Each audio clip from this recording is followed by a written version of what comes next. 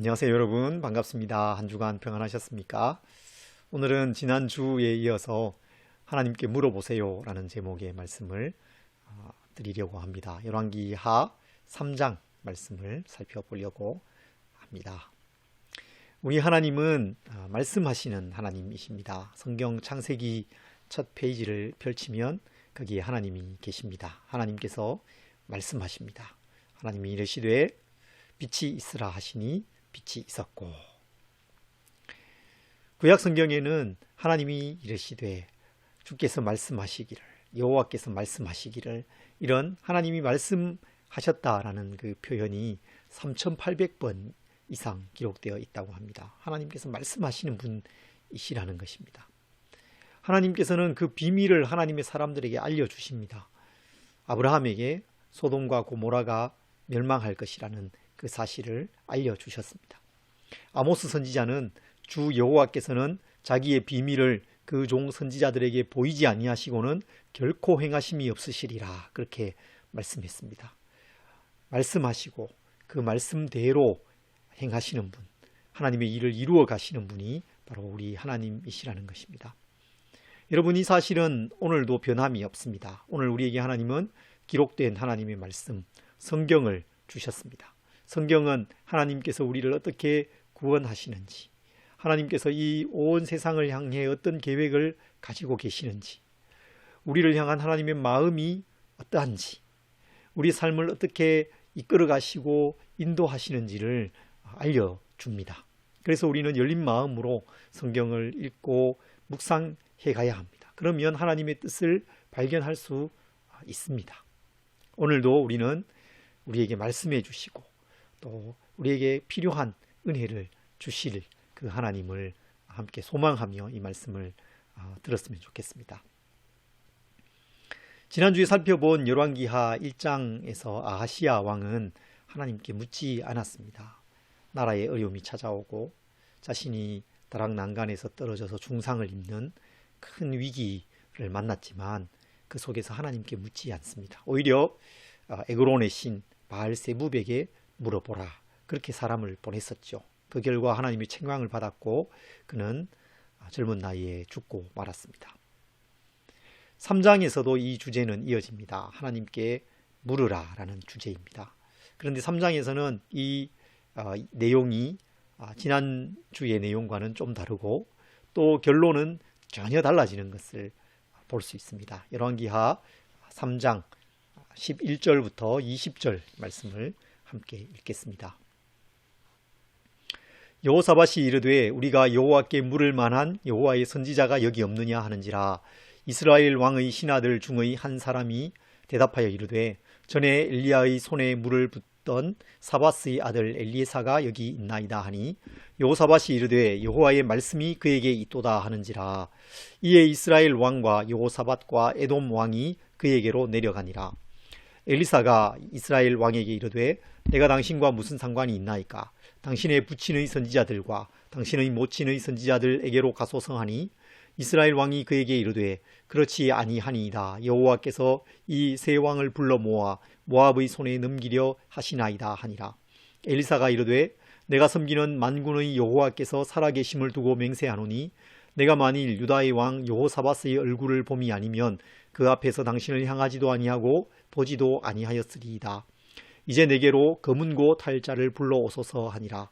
검은고 타는 자가 검은고를 탈 때에 여호와의 손이 엘리사 위에 있더니 그가 이르되 여호와의 말씀이 이 골짜기에 개천을 많이 파라 하셨나이다. 여호와께서 이르시기를 그가 바람도 보지 못하고 비도 보지 못하되 이 골짜기에 물이 가득하여 너희와 너희 가축과 짐승이 마시리라 하셨나이다. 이것은 여호와께서 보시기에 작은 일이라.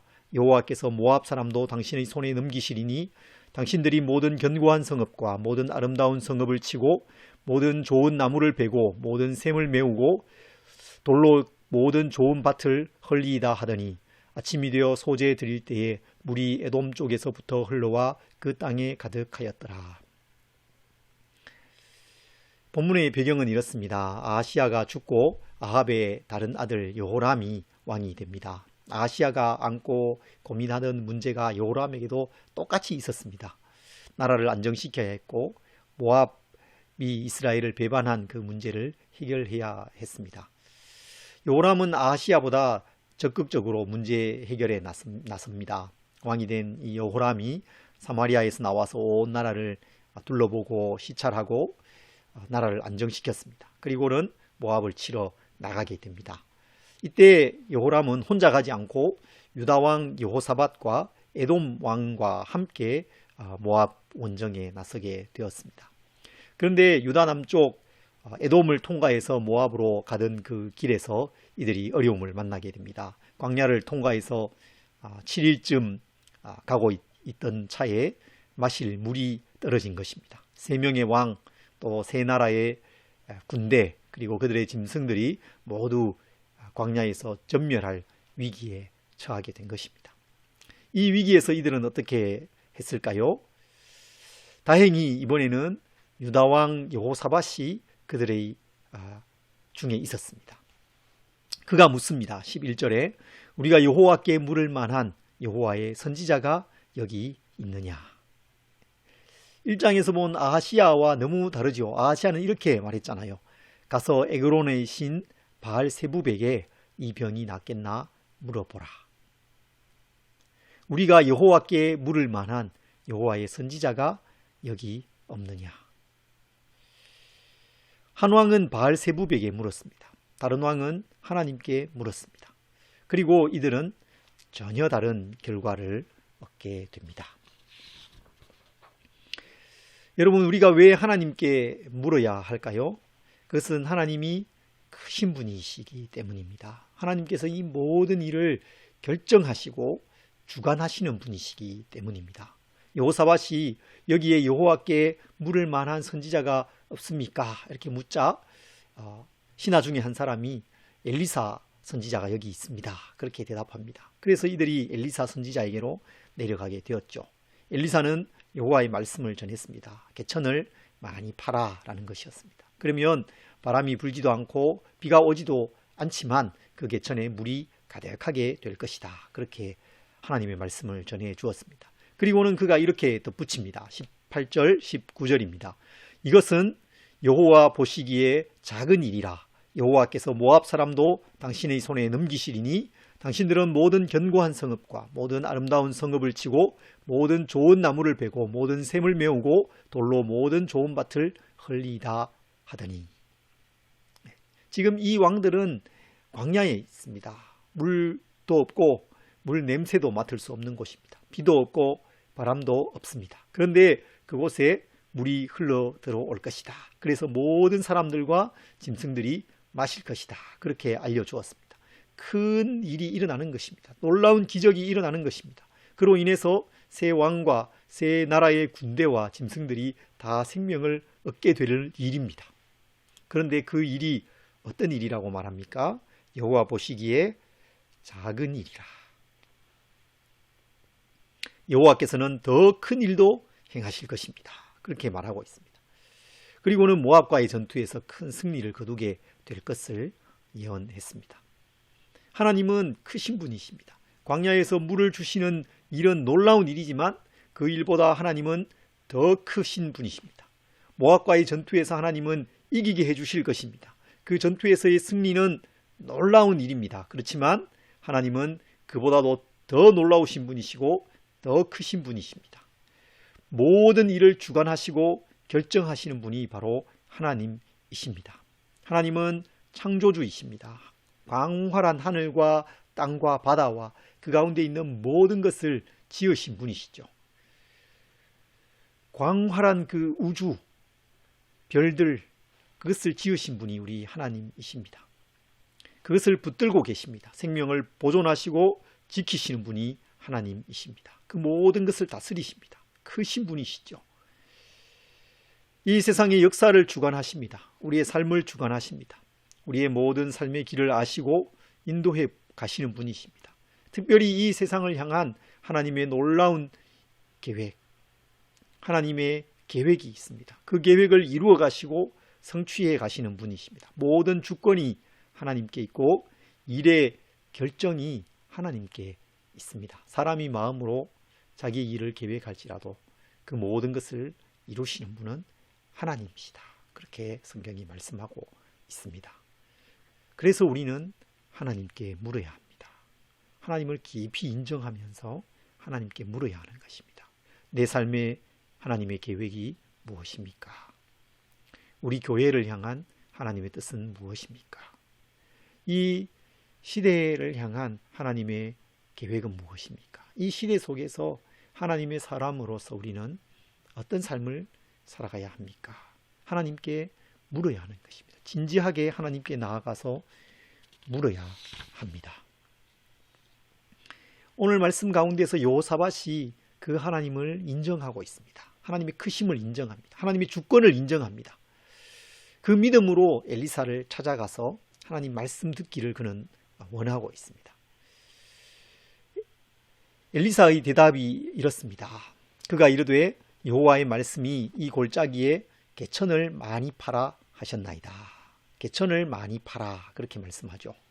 여러분 사실 이 말씀이 황당한 말씀입니다. 상식적으로 이해하기 어려운 말씀이에요. 개천이라고 하지만 사실 그 맨 땅이잖아요. 맨 땅에 그냥 삽질하는 거죠. 맨 땅에 헤딩하는 것입니다. 쓸데없는 일, 헛일 한다고 할 때 우리가 삽질한다고 말하잖아요. 마치 그것과 같습니다. 그냥 삽질하고 아무 일도 일어나지 않을 헛일을 하는 것처럼 생각될 수 있는 그런 일입니다. 물도 없고 비도 없고 바람도 없는 그곳에 땅을 그냥 파는 것입니다. 그렇지만 엘리사를 통해서 전해진 이 하나님의 말씀을 붙들고 그 세 나라의 군대가 땅을 팠습니다. 하루 종일 밤늦도록 밤새도록 팠는지 모르겠습니다. 그 결과 어떻게 되었습니까? 20절에 말씀하고 있죠. 아침이 되어 소재 드릴 때에 물이 에돔 쪽에서부터 흘러와 그 땅에 가득하였더라. 아침 소재 드릴 때 하나님께서 일하시는 시간입니다. 전날 파놓은 그 수로를 따라서 에돔 쪽에서부터 물이 흘러 들어오기 시작합니다. 그리고 그 개천에 물이 가득하게 차게 됩니다. 여기서 놓치지 말아야 할 것이 있죠.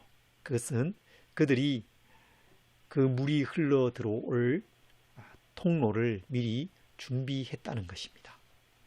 여러분, 우리를 향한 하나님의 도우심도 이와 같습니다. 우리에게 주시는 하나님의 은혜가 이와 같습니다. 하나님께서 우리에게 은혜를 주시기를 원하십니다. 도우시기를 원하세요.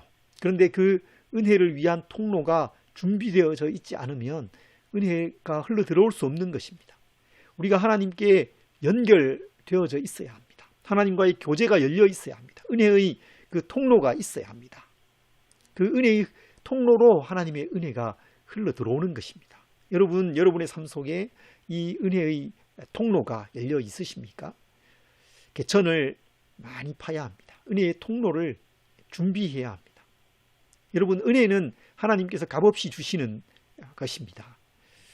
주권적으로 주시는 거예요. 하나님께서 은혜 베풀 자에게 은혜를 베푸시는 것입니다. 은혜는 우리가 만들어내는 것이 아닙니다. 그러나 은혜를 받기 위한 통로는 우리가 만들어 놓아야 되는 것이죠. 교회가 전통적으로 은혜의 통로를 가르쳐 왔습니다. 은혜는 우리가 만들 수 없지만 하나님께서 우리에게 은혜를 주시는 방법이 있다. 은혜의 방편, 은혜의 통로가 있다고 가르쳐 왔어요. 그것이 어떤 것입니까? 먼저는 말씀이죠. 하나님께서 말씀해 주시고 그 말씀을 통해서 우리에게 은혜를 주십니다. 또 성례가 있습니다. 성찬과 세례입니다. 우리가 그것에 참여하고 그것을 보고 또 맛보는 것을 통해서 하나님의 은혜가 깊이 우리의 삶 가운데 임하는 것을 경험할 수 있습니다. 그리고 기도가 있습니다. 기도할 때에 하나님께서 우리 가까이 오십니다. 그리고 우리의 음성을 들으시죠. 그리고 우리에게 마음의 평강을 주시고 우리의 기도에 응답해 주시는 것입니다. 우리는 하나님의 은혜를 경험할 준비를 해야 합니다. 바람도 없고 비도 없을 수 있습니다. 아무 일도 일어나지 않는 것 같을 수 있습니다. 메마를 수 있습니다. 메마른 땅을 그냥 걸어가는 것 같은 그런 때가 있습니다. 그냥 삽질하는 것처럼 느껴지는 그럴 때도 있습니다. 그렇지만 계속해서 그 일을 해야 하는 것입니다. 그 군대가 도랑을 팔 때에 땅이 그냥 잘 파이지 않았겠죠. 딱딱한 곳이 있었을 것입니다. 돌이 그 안에 박혀 있는 부분도 있었을 것입니다. 그렇지만 포기하지 않고 땅을 계속해서 팠습니다. 개천을 많이 팠습니다. 만들어 놓았습니다. 그쪽으로 하나님이 보내주시는 그 물이 가득하게 임했던 것입니다. 하나님께서 우리에게 하나님의 때에 놀라운 은혜를 주실 것을 우리가 기대하면서 은혜의 통로를 만들어 놓는 그런 삶이 우리에게 있어야 되겠습니다. 마지막으로 한 가지 더 살펴보고 싶은 것이 있습니다. 오늘 이 본문 속에서 저에게 큰 감동을 주고 소망을 주고 또 기도 제목이 되었던 그런 말씀입니다. 여호사밧이 여호와께 물을 선지자가 여기 있습니까? 이렇게 물었을 때에 한 신하가 와서 엘리사가 여기 있습니다. 그렇게 대답하자 여호사밧이 마치 혼잣말처럼 합니다. 한마디 하죠. 뭐라고 말합니까? 그에게 여호와의 말씀이 있도다. 그렇게 말합니다. 그에게 여호와의 말씀이 있도다. 그리고는 세 왕이 함께 엘리사를 찾아가지요. 하나님의 뜻을 묻습니다. 이 세 명의 왕이 모여도 해결할 수 없는 공경이 있었잖아요. 그런데 그때 하나님의 말씀이 그들에게 주어졌을 때에 그 문제를 해결할 수 있었습니다. 정말 필요한 것은, 정말 중요한 것은 하나님의 말씀이었다는 것입니다. 말씀이 있느냐가 그렇게 중요합니다. 말씀이 있으면 삽니다. 말씀이 있으면 내가 삽니다. 말씀이 있으면 공동체가 살아요. 그래서 그에게 여호와의 말씀이 있도다라는 이 말이 저에게 굉장히 깊이 와닿았습니다. 말씀을 전하는 사람으로서 저에게 말씀이 있기를 소망합니다. 이것이 지난 한 주간 동안의 저의 기도 제목이었습니다. 그에게 여호와의 말씀이 있도다라는 이 말씀처럼 저에게 말씀이 있게 해주십시오. 매주 전할 말씀이 있게 해주십시오. 공고한 사람들에게 권면할 말씀이 있게 해주십시오. 특별히 이 시대를 향해서 하나님께서 어떤 뜻을 가지고 계시는지 말씀을 통해서 발견하고 그것을 전할 수 있게 해주십시오. 그렇게 기도했습니다. 여러분, 우리 모두에게 말씀이 있어야 합니다. 말씀으로 내 삶과 이 세상에 일어나는 일들을 이해할 수 있어야 합니다. 이 세상 사람들, 주변 사람들을 그 말씀으로 돕고 권면할 수 있어야 합니다. 그들과 관계를 맺으면서 주변 사람들이 저 사람에게 말씀이 있구나 라고 느낀다면 우리에게 찾아와서 우리의 삶에 대해서 이 세상의 이런 문제들에 대해서 묻지 않겠습니까? 교회에 말씀이 있어야 합니다. 당연한 말 같지만 이 시대 교회에 정말 하나님의 말씀이 있어야 합니다. 말씀이 필요합니다. 이 코로나19 상황 속에서 세상이 교회를 향해서 이 시대의 이 삶의 의미가 뭔지, 이 사태의 의미가 뭔지 물어야 되지 않겠습니까? 그래서 어떻게 해야 될까요? 교회를 향해서 물어야 되는데 묻지 않죠.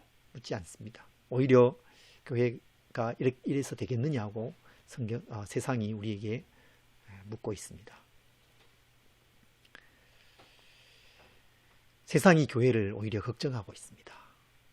말씀을 잃은 교회의 모습이 이렇지 않을까 그런 안타까움이 있습니다. 요나 선지자가 하나님의 말씀을 버리고 불순종해서 반대 방향으로 갔을 때에 풍랑을 만났잖아요. 거기에서 풍랑 속에서 선원들이 그를 깨우면서 자는 자여 어찌 미뇨 일어나서 하나님께 구하라. 오히려 그를 책망하고 있습니다. 교회에 하나님의 말씀이 있어야 합니다. 이 시대의 교회가 복음을 회복하고 하나님의 말씀을 회복하도록, 그래서 세상을 향해서 하나님의 뜻이 이러하다고 말할 수 있는 그런 교회가 되도록 우리가 힘써 기도해야 되겠습니다. 나에게 말씀이 있어야 됩니다. 다른 사람이나 교회보다 먼저 나에게 말씀이 있어야 합니다. 내가 교회 아닙니까? 나에게 말씀이 있느냐 없느냐를 판단하는 기준이 있습니다. 그것은 나의 말을 보면 알 수 있습니다. 내 말 속에 하나님의 말씀이 있으면 나에게 말씀이 있는 것입니다. 그러나 내 말 속에 하나님의 말씀이 없으면 말씀이 없는 것이죠. 내가 하는 말들 가운데 염려나 불평이 가득하고 또 이 세상의 일들, 이야기들, 정치 이야기, 부동산 이야기, 그런 이야기들로 말이 가득 차 있다면 나에게는 말씀이 없는 것입니다. 우리 교회가 말씀을 회복해 가기를 원합니다. 소망합니다. 우리 성도들 한 분 한 분, 한 사람 한 사람의 삶 속에 말씀이 가득했으면 좋겠습니다. 우리의 대화 속에 말씀의 나눔이 가득했으면 좋겠어요. 말씀이 그에게 있도다. 여호와의 말씀이 그에게 있도다. 이 말씀이 우리에게 이루어지기를 간절히 소망합니다. 말씀을 마무리하겠습니다. 비슷한 상황, 비슷한 위기를 겪는 왕들의 이야기를 지난주와 오늘 이렇게 살펴보고 있습니다. 그런데 전혀 다른 결론에 이르게 되죠. 한 왕은 죽고 맙니다. 그러나 다른 세 왕은 생명을 보존합니다. 다른 세 왕은 전쟁에서 큰 승리를 거두었습니다. 무엇이 이 차이를 만들었습니까? 하나님께 묻느냐, 그렇지 않느냐입니다. 그것이 차이를 만들었어요. 하나님이 이 모든 일을 결정하시는 분이십니다. 하나님이 크신 분이십니다. 그래서 우리는 하나님께 물어야 합니다. 그리고 하나님의 그 말씀을 들어야 합니다. 말씀이 있으면 내가 삽니다. 말씀이 있으면 공동체가 삽니다. 우리는 하나님과 연결되어 있어야 됩니다. 하나님의 말씀이 나에게 들려올 수 있도록, 하나님의 은혜가 나에게 임할 수 있도록, 하나님의 도움의 손길이 나에게 임할 수 있도록 하나님과 연결된 삶을 힘써 살아가야 하는 것입니다. 이 시대에 하나님께 묻느냐, 하나님께 묻지 않느냐, 이것은 우리의 삶을 전혀 다른 결론에 이르게 할 수 있습니다. 하나님께 묻느냐, 하나님께 묻지 않느냐는 이 시대의 교회를 전혀 다른 결론에 이르게 할 수 있습니다. 하나님께 물어야 합니다. 하나님께 나아가 기도로, 묵상으로 묻는 삶을 우리 지체들이 힘써 살아가시기를 간절히 소망합니다.